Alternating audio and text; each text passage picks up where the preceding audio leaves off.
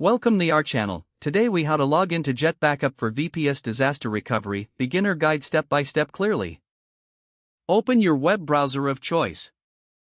In the address bar, type in your server's IP address followed by the port number. Typically, you will enter 8080 after the IP address. Press the Enter key on your keyboard. Once the login page loads, locate the username and password fields. Enter your username in the first field.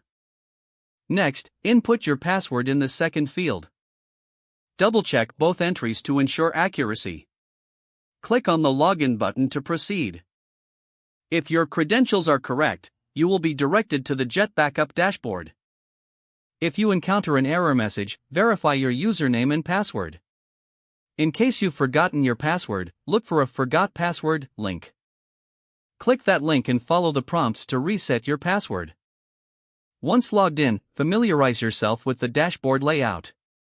Look for the sections related to backups or restoration options. Explore the various features available for disaster recovery. If you're new, consider checking the documentation for additional guidance. Begin your journey with JetBackup and ensure your VPS is well protected.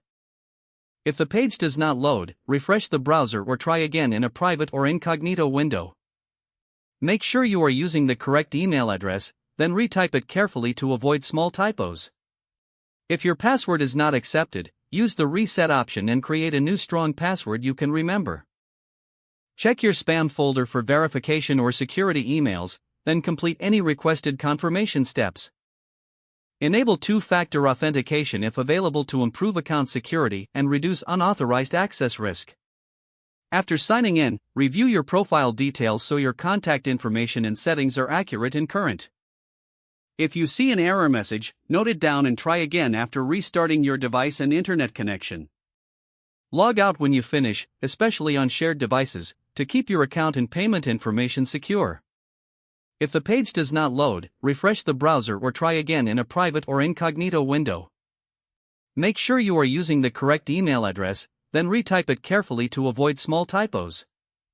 Don't forget to like this video and subscribe to our channel for more step-by-step tech guides.